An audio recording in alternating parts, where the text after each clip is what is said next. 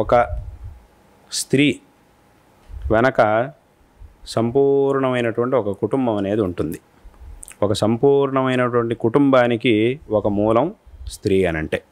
అందుకే స్త్రీమూర్తిని మన శాస్త్రంలో మన పరంపరలో ఎంతో గౌరవంగా సాక్షాత్తుగా మనం అమ్మవారి స్వరూపంగానే స్త్రీలని భావిస్తాం. అలాగే చూడాలి అనే మనకి శాస్త్రములు చెబుతున్నాయి. విశేషంగా దుర్గా సప్తశతిలో ఒక మాటే ఉంది. ఏమిటి?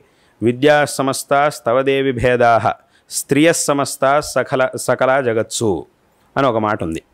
అంటే అమ్మవారిని స్తుతిస్తున్నప్పుడు చెప్పినటువంటి మాట ఏమిటిది అనంటే, ఈ జగత్తులో ఉండేటటువంటి స్త్రీమూర్తులందరూ కూడా నీ యొక్క స్వరూపాలు అని ఆ మాట యొక్క అర్థం.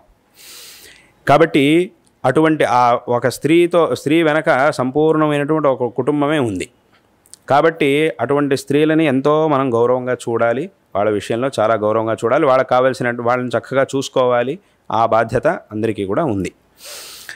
అదేవిధంగా ఈ కుటుంబ వ్యవస్థ అనేది ఏదైతే ఉందో ఇది చాలా ముఖ్యమైనటువంటిది.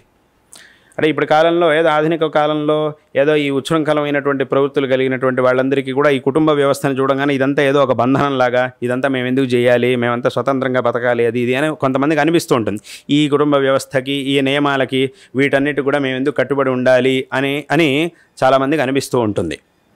కానీ దీని యొక్క వాస్తవికత ఏమిటి అనేదాన్ని అందరూ కూడా దీని యొక్క వాస్తవికత ఏమిటి, దీని యొక్క గొప్పతనం ఏమిటి అనేదాన్ని అందరూ కూడా చక్కగా తెలుసుకోవాలి.